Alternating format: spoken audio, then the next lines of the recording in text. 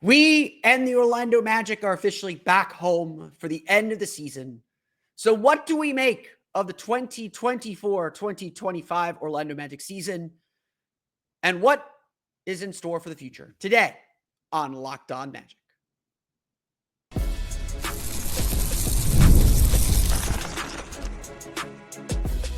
You are Locked On Magic, your daily Orlando Magic podcast. Part of the Locked On Podcast Network, your team every day. And you are indeed Locked On Magic. Today is May 1st, 2025. My name is Philip Rossman-Reich. I'm the senior writer over at OrlandoMagicDaily.com, credentialed member of the Orlando Magic media since the 2010 season. You can, of course, follow me on Twitter at PhilipRR_OMD and on Blue Sky at PhilipRR. On today's episode of Locked On Magic, we are back home from Boston. Long trip today. A lot of flying, a lot of time in the airport. We are back home getting ready for exit interviews on Thursday. So what do we make of this Orlando Magic season? How do we classify the last 83 plus 5, 88 games? What will this season mean? We're going to get to all that, start doing the autopsy coming up here in just a moment. But first, we want to thank you again for making Locked On Magic your first listen every day. For all my everydayers, people who listen to the podcast every day, truly appreciate you all making Locked On Magic part of your day every day. And you can make Locked On Magic your first listen every day too. It's all part of the Locked On Podcast Network, your team every day. Today's episode of Locked On Magic is brought to you by Amazon Fire TV Stick 4K. Turn any TV into your Xbox, no console needed. Head to Amazon.com/Fire TV Locked On to learn more. Let's get this out of the way. The Orlando Magic did not accomplish their goals this season. They were the first to tell us that after Game 5 on Tuesday night. I guess it was almost Wednesday at that point. Days are weird. The Magic did not accomplish their goals this season. I'm not going to pretend otherwise. I'm not going to sugarcoat it and say this was a smashing success of a season. The only measure of success, or the only way we could say this season was successful, was if the Magic had won a playoff series, won home court advantage, and frankly, if this episode weren't coming for another 2 weeks. So, while I'm going to define success and failure very differently than a lot of people will, the Magic did not accomplish their goals, and this is the first time the Magic have not accomplished what they set out to do at the beginning of the season since they did the teardown in 2020. Since they did, or 2021, when they traded Nikola Vucevic, Aaron Gordon, and Evan Fournier. Let's just put that all out there right away. Orlando entered this season after making the playoffs last year with a young team eager to keep growing. They entered this season coming off a year where they won 47 games and were the 5 seed, eager to take the next step to win home court advantage and to put themselves in a position to win a playoff series. To say the least, obviously, they dropped from 47 wins to 41 wins. To say the least, they dropped from the 5 seed to the 7 seed. To say the least, they were not in the contention for a home court advantage. To say the least, they were not in a series where they had a, frankly, realistic shot at winning. That's the breaks. That's how it goes sometimes. And so the Magic now find themselves in a spot and in a position where they have to grow, where they have to assess what went wrong this season, and we're going to get to some of this in a minute, assess what went wrong this season and find a way forward. We will talk to Jeff Weltman on Thursday. We will get his answers because what he has to say is the most important thing about what comes next for the Magic.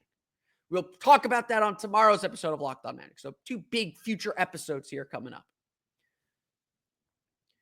But I also want to make this statement too. The Magic season was not a failure. Despite the overarching goals not getting accomplished. A lot of that was just, frankly, out of their control. The Orlando Magic, no team can survive the injuries that this team faced. No team can live and succeed when their top 4 scorers all miss significant portions of the season. Paolo Banchero missed 6 weeks, or it's 2 months actually, almost a full 2 months with a torn oblique.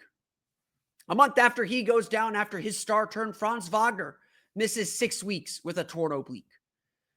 2 weeks after Franz Wagner goes down, Mo Wagner goes down with a torn ACL. And then roughly 2 weeks after that, Jalen Suggs injures his back and plays one more game the rest of the season before injuring his knee and is lost for the rest of the year. Go find me a team that can survive those kinds of injuries. They're not many. And so injuries aren't an excuse. The Magic didn't accomplish their goals. They had some major regressions, and we're going to talk about those coming up here in a minute. But they also found a way to make the most of their season. At several points, they really had the option and had the decision to make. Are they going to let the rope go completely? They had moments where they could have easily said, we're done. This ain't worth it. 18 games is not even a quarter of the season. But the Magic finishing 12-6 over the last 18 games of the season to get to 41 wins is something to be happy about. At a moment when the Magic could have kind of quit and skated to the end of the season, the Magic said, no, we are going to make the most of this season. We are going to make the most of this time we have together, of this opportunity in front of us. And they did. They beat the Cavs on the road. Great win. They won that huge game against the Hawks at home. They won the play-in game, running away with their two stars, frankly, not producing at the level that they're accustomed to. They put themselves in the playoffs in a tough series against Boston. Not going to deny that. And made the Celtics fight tooth and nail to beat them.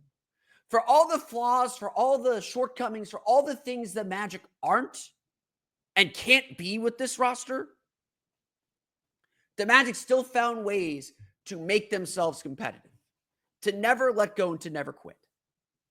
That is a credit to each player on the team. That is a credit to the leadership from Paolo, Banchero, and Franz Wagner, as budding and as growing as it still is. That is a credit to Jamal Mosley. That is a credit to the belief of all these players in each other.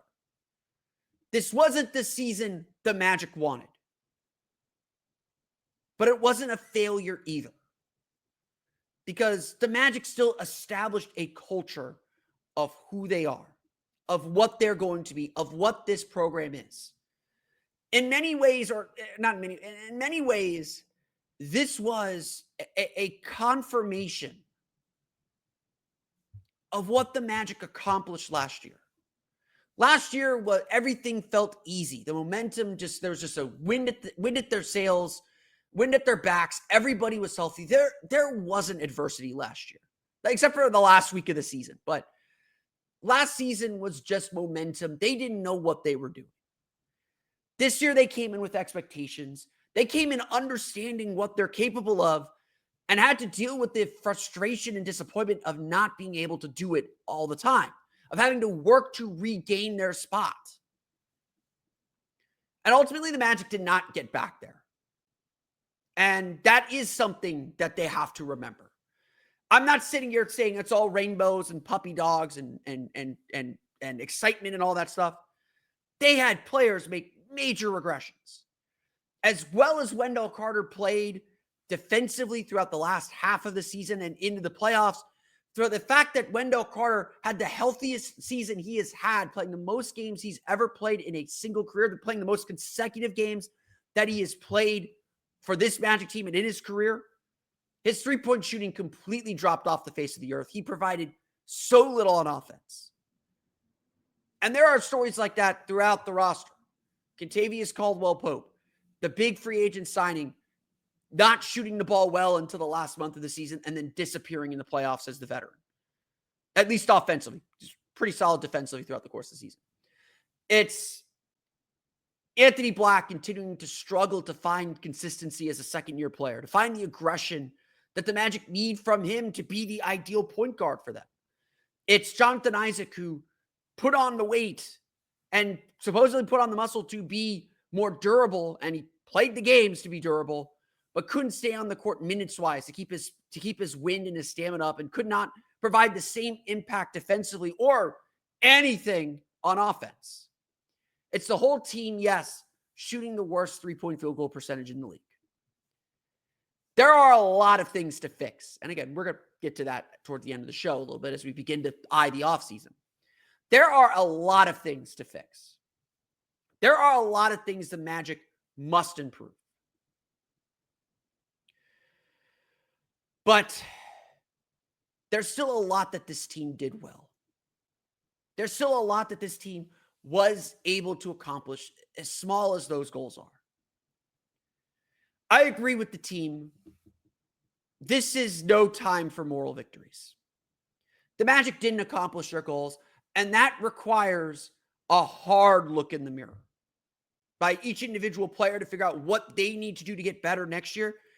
From Jamal Mosley to figure out what more he can do to get out of this team. And yes, from Jeff Weltman, most especially, to say, what are you going to do to add the players to make this thing work? To make this thing that everybody feels can be so special, to make this work. It was a season that was a mixed bag. A season that the Magic left a lot on the table. Through no fault of their own in some cases, but certainly left a lot on the table. But it's a season that could provide the seeds and the future for this group. What did the Magic show us that will be good for this team's future? We're going to get to that coming up here in just a moment. But first, today's episode of Locked On Magic is brought to you by our friends at Amazon Fire TV. Did you know your Fire TV is also an Xbox? Turn any TV into your gaming and entertainment hub with Fire TV Stick 4K devices. No console required. Just grab your paired controller, subscribers sign into Xbox Game Pass Ultimate with EA Play included, and you're ready to go. Dive into hundreds of premium titles, including EA Sports College Football 25 to Call of Duty, as easily as you stream your favorite shows. I'm a gamer. I love playing my video games.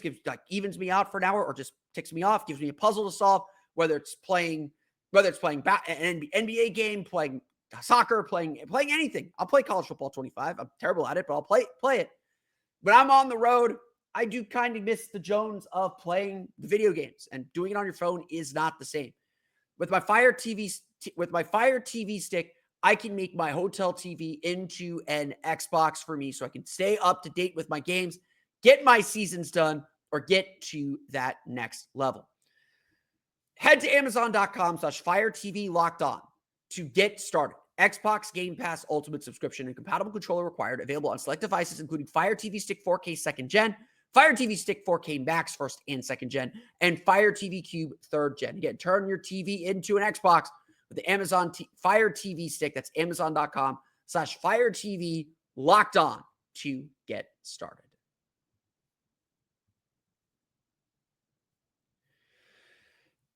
I understand the disappointment.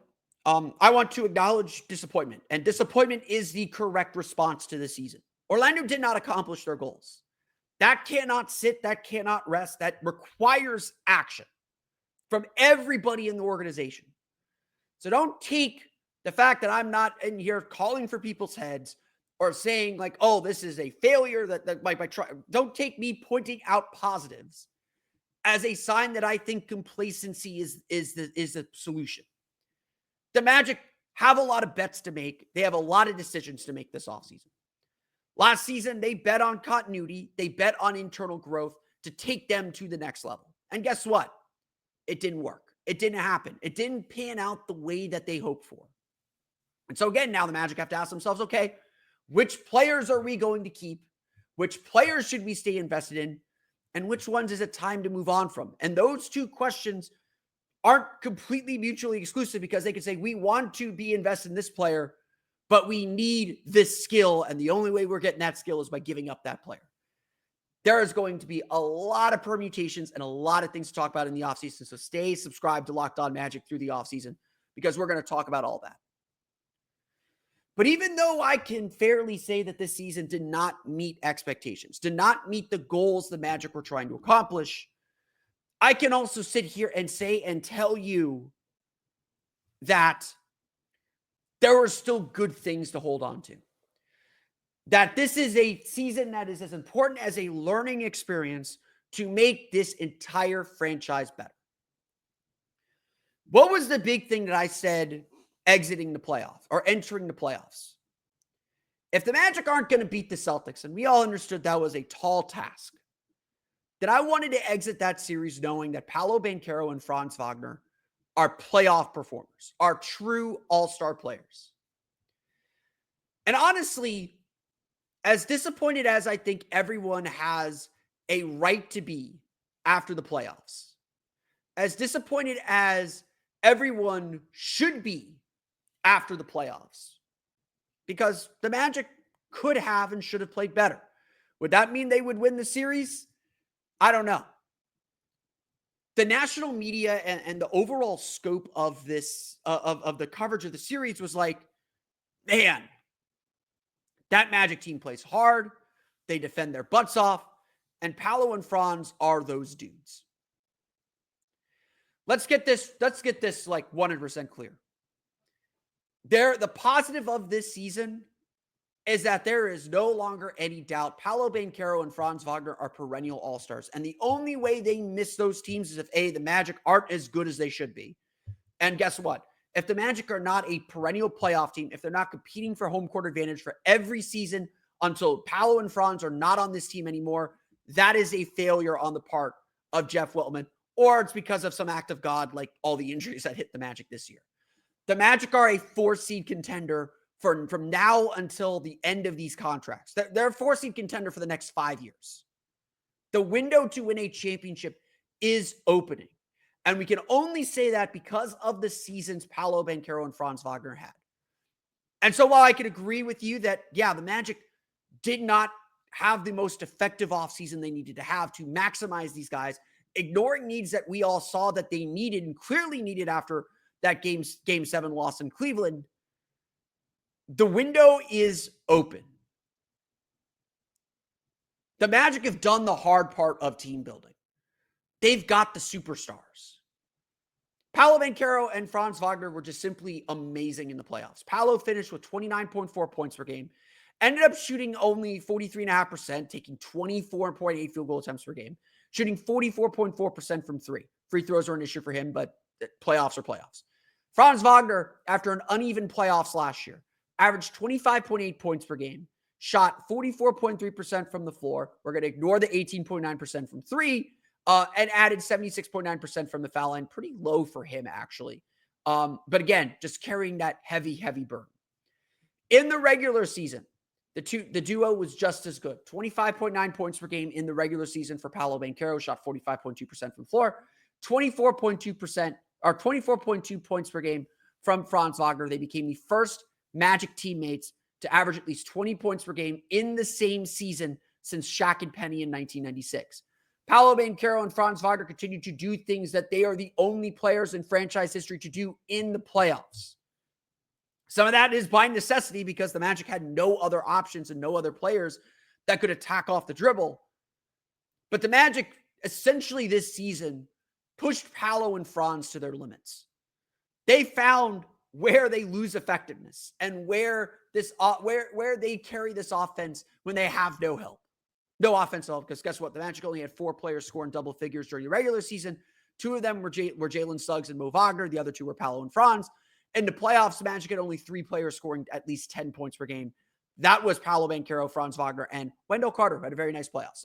I have to commend Wendell Carter for a very, very strong showing in that playoff series, but the Magic did not give these guys any help. But that's the thing. This is the hard part. They got the 2 max guys, and Paolo Banchero will get a max extension on June 30th. Do not worry. He is wrapped up for the next 4 to 5 years. Or whatever. I forget how much that contract is, but he's wrapped up for a very, very long time. The Magic laid the seeds for their future. They established that they are an elite defensive team, continue to be an elite defensive team. And they established that they have 2 all-star level players. That is the bare minimum of what we could have asked for this season, but still seeing it being a part of it, watching it grow, that's the reason to be a Magic fan right now. That's the reason, as Jeff Weltman will probably say in exit interviews on Thursday, this is the best time to be a Magic fan. And guess what? I can't dispute that. Despite how disappointing this season is, or was, despite the results of this season, the Magic are still in one of the most enviable spots in the league. With 2 stars under 23 years old, able to do this and still clearly going to get better. We'll talk about Franz Wagner's shooting very, very soon. We're going to ask him directly about it on Thursday. He began very much hinting at it after the game on Tuesday. It's been a question everyone's been avoiding, just to not make him think about it as much, as I'm sure he is thinking about it anyway. But the future Magic champion, the seeds were laid this season, just like they were laid last season. The future Magic championship team is there because Paolo and Franz are that good. And while I agree, we should be taking bigger steps. The Magic should have taken a bigger step this season. And again, injuries played a role in that, but so too did a summer that did that. So too did the summer bets that didn't pan out. Had a big part of what the Magic failed at and what the Magic have left to do this offseason. But the Magic have the hard part done. And so if you ask me what the state of the Magic is, despite how disappointing and frustrating this season was, it is still good. Because Paolo and Franz are the dudes. They are the guys you can build your team around. Frankly, the best duo of talent the Magic have had on their roster since Shaq and Penny. And who knows, they may give Shaq and Penny a run for their money. I don't want to speak too soon, but probably not Shaq level good. Magic Shaq was the best version of Shaq. Come fight me, Lakers. The Magic have that base covered. And now comes the next part, the difficult part, the task ahead for the Orlando Magic. We'll get to that coming up here in just a moment.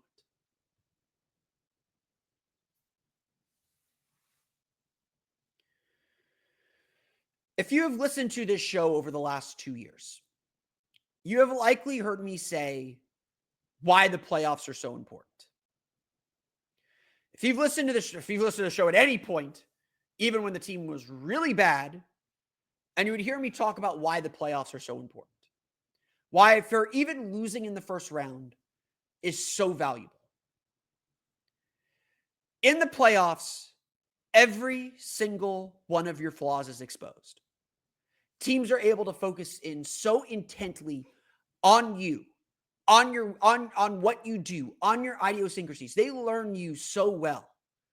We could probably call out every single one of Boston's sets and every single one of Boston's plays. The Magic were sitting on everything. The playoffs become about will. Can you beat a defense that knows what's coming? That's the playoffs. And with the way the league works now, they pick apart every weakness that you have. You have to go to the playoffs and you have to lose in the playoffs to better understand your flaws. Now, the Magic knew a lot of their flaws. We are not surprised by a lot of the reasons why the Magic lost. But like Paolo Banchero, honestly, if there is going to be something good that comes out of Game 5 Tuesday night, Paolo Banchero better look at that and say, I can't be the defensive weak link anymore. Or if they're going to attack me, they're going to pay for it. Now, look, I think Paolo is a better defender than people give him credit for. The fact that Paolo is the weak link of that Magic defense is a testament to how good the Magic defense is. But he still wanders off the ball. He's still a step off sometimes, especially against a team like the Celtics. The Magic still filled the need to kind of hide him on the worst shooter. It was Al Horford throughout this series. It was Drew Holiday throughout this series. And Paolo got burned several times. And like I said, in Game 5, a lot of his fouls were late rotations. Or his early fouls. His first 2 fouls were all late rotations. And that put him in a precarious spot because then Boston attacked him when he got his 4th foul. They got him frustrated. He was late to his spot. Franz Wagner struggling with his 3-point shot despite the volume and the confidence he wants to have in his 3-pointer. He knows he needs to work on his 3. It's second straight year we've talked about this. this is more impetus to do so. But as a team, it is clear the Magic need more. Jeff Weltman told us, and we will again ask him these questions at exit interviews on Thursday. Jeff Weltman told us continuity only works while you're successful. The Magic just had an unsuccessful season. The Magic just had a season where they did not accomplish their goals, where they did not do what they would deem a success. And I would agree with that. I'm not calling this season a failure. I don't think it was a failure, but it was not a success. The Magic have work to do. And the fact that their defense felt like it bugged Boston so much, and yet they could not take advantage of the mistakes. They could not put themselves in a better position to win, whether it was game 1, whether it was game 4, whether it was game 5. They should have won last night. We should be prepping for game 6 tonight. We should. I'm not afraid to say it. I know they lost by 31, whatever it ended up being. The Magic should be prepping for game 6 tonight. They played a better game until the bottom just dropped out from them. If the Magic want to be on the Celtics level, they have to address these key issues. They have to address the three-point shooting. They don't have enough of it. They don't have enough of a three-point threat. They probably need a volume three-point shooter, but more than that, they need someone that can create easy shots for everyone else. Someone that can create on-time, on-target passes and get defenses in rotation. They need more than 2 guys who can attack comfortably off the dribble. They need more players who, when they get the ball, their first instinct is to score. The fact of the matter is, as good as the Magic's offense was, second in the league, having the 27th ranked offense is not good enough if you want to compete with a team like the Celtics. It's not good enough if your aspiration is to win a championship. And look, maybe Paolo Banchero and the way that he plays, and maybe the way this offense is, maybe it does mean that the Magic have to transform their offensive playbook. But the Magic got to get the personnel in first. Orlando simply doesn't have enough shooting, doesn't have enough threat of shooting. Their shooters are too low volume to make anyone care. Now, Jalen Suggs, he took 6.9 three-point attempts per game this season, shot 31.4%. A lot of that because he's working off the dribble and had to set shots up for himself because everyone else was hurt. Paolo Banchero took 5.9 three-point attempts per game, shot 32%. Franz Wagner took 5.9 three-point attempts, shot 29.5%. All 3 of those players improving to even 35, let's say 34% would go a long way to making the Magic a greater offense. Look, their big free agent signing was Kentavious Caldwell-Pope. Took 4.3 three-point attempts per game, 34.2% shooting. If the Magic could get someone at 8 three-point attempts per game at 34% shooting, that's another 3, another 3.5. That's like 1.5 more threes per game. That could be transformative. And if that player shoots 36% on 8 3-point attempts per game, that's 2 or 3 more three-pointers now. That is transformative for this offense. But I think a lot of us saw the other issue. And frankly, as much as I think the shooting issue is a big issue, the crux of this Magic offense is the ability to attack off the dribble. Everything this Magic team wants to do is based off of a pick and roll, a read off a pick and roll, and your ability to get downhill. And yeah, a little bit of matchup hunting. So the fact that the Magic only have Franz Wagner and Paolo Banchero capable of creating their own shot off the dribble. Jalen Suggs is okay at it, not great. Cole Anthony is the only one with that scorer's instinct. It is clear the Magic need more players who aren't afraid to take a dang shot, even if it's a bad shot. They need more volume. They need more volume scorers to ease the burden off Paolo and Franz and maybe get them some easy shots here or there.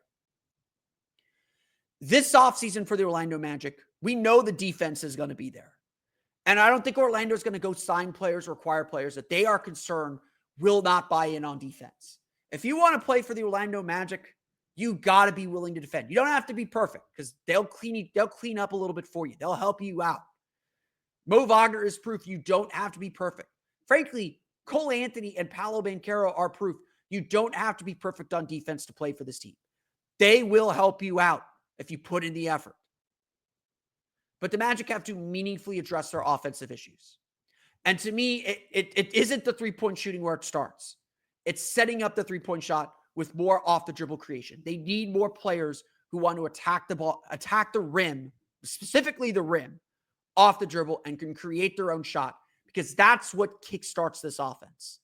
When teams double Paolo and put the wall up on him, when teams try to wall up on Franz, being able to dish out to someone in the corner who can make that three-pointer, but then pump fake and attack, kick it back out to a Jalen Suggs, kick it back out to, if Kentavious Caldwell-Pope's still on team, Kentavious Caldwell-Pope, kick it back out to Paolo Banchero for a spot-up three. How many spot-up threes did we see from him this year? All of his threes are pull-ups. They need more players who have that instinct so that they can set others up for easier shots. This was the issue coming out of last year's playoffs. Paolo and Franz had to do too much. All of their shots were hard. And the fact that they still made a bunch of them, and there's a case in this year's playoffs too, the fact that they still made a bunch of them tells you how good they are. Get them some easy shots. You're not going to lose production, and you're going to increase efficiency. And you're going to have another player that can get you 15, 16, 17 a night. And on a straight night, get you 35. That's what the Magic are looking for this summer. And the task ahead is to find those players. And it's probably 2 or 3 of them. Find those players to fill out your starting lineup, to fill out your bench, to fill out these critical roles, and increase the offensive talent on this team. The Magic, throughout their draft process, and it is a fair criticism of Jeff Weltman on this point, the Magic throughout their draft process have targeted length, athleticism, and defensive intensity. And that's fine. That is a fine philosophy, thinking that you can build offense and kind of fit guys into that to build the defensive identity you want. It's no longer time for that. It's time to push this team forward. And this team is going nowhere without an infusion of offense for this group. If that is the biggest thing we learned, and it was a thing we should have known entering the season, I'm not going to absolve Jeff Weltman of that. I understand why he made the moves he made. I think they were still logical. They did not pan out. They did not work. And so it is time to force some action. It is time to force some of this into play. Players did not develop as you hoped. It's time to find the players that can elevate this team where you wanted to be this year and where you ultimately want to go. The pressure is all on Jeff Weltman to find those players. And look, we're going to go through the list. We're going to start naming names. We're going to start making target lists. We're going to start going through all this as we get closer and closer to July 1st and closer to the draft, because it's going to happen on draft night. It's going to be a busy draft, and I don't think it's going to be because the Magic use their draft picks. The Magic are in a spot where it is time to put some skin back in the game and time to more clearly and directly address critical needs. And frankly, to be ruthless about it. The Magic have set themselves up to be one of the best teams in the Eastern Conference. I have no doubt of that. Now it's time to execute on that vision and build a team that can get you there. I want to thank you all again for listening to today's episode of Locked On Magic. Of course, find me on Twitter at @PhilipRR_OMD and on Blue Sky at PhilipRR. You can subscribe to the podcast on Apple Podcasts, Stitcher, TuneIn, Himalaya, Google Play, Spotify, Odyssey, and all of them still podcast to your podcast-enabled listening device. For the latest on the Orlando Magic, be sure to check out OrlandoMagicDaily.com. You can find us on Twitter at OMagicDaily. And for even more Orlando Magic content, be sure to check out my Patreon page, Orlando Magic Hub, at patreon.com/Orlando Magic Hub. As always, thank you for your support. We want to thank you again for making Locked On Magic your first listen of the day. For your second listen, go check out the Locked On NBA Game Night podcast. Every night, every game, until an NBA champion is crowned. Get local analysis on a national scale. Find NBA Game Night on the Locked On NBA feed on YouTube or wherever you listen to podcasts. That's going to do it for me today, though. I want to thank you all again for listening to today's episode of Locked On Magic. We'll be back tomorrow. We will chat about what we learned from exit interviews, continue the autopsy of this season, what the Magic hope to accomplish next season as well, or as they prepare to look into the offseason. We're going to get to all that. Again, follow me. I'll try and update from Media Day on Twitter at OMagicDaily. We will see you all after exit interviews tomorrow. Until then, for Orlando Magic Daily and Locked On Magic, this has been Philip Rossman. We'll see you all again next time for another episode of Locked On Magic.